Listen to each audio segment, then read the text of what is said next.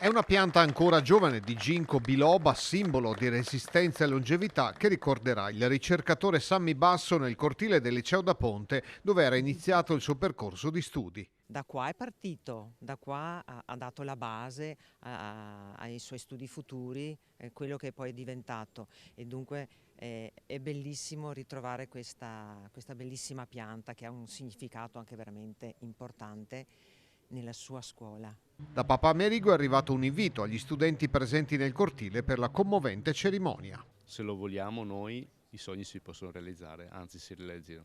Sami li ha sempre realizzati e quindi anche i ragazzi devono capire che se loro proprio lo vogliono, arrivano, dove vogliono arrivano. Ho avuto modo di conoscere Sammy circa 2 anni fa con tutta la mia classe e è stata un'esperienza che insomma mi è rimasta molto e di lui mi ricordo l'allegria e il sorriso spontaneo che aveva nel raccontarci tutto, anche i momenti insomma più difficili della sua vita. Noi siamo molto orgogliosi di partecipare in una scuola dove ha fatto parte anche Sammy Basso, che come Angelica anche io con la classe ho potuto avere la possibilità di incontrare questo esempio di persona che ci accompagnerà sempre nella storia dell'istituto con questo albero. È riuscito a trasformare veramente la nostra quotidianità, la nostra vita di classe, di insegnanti.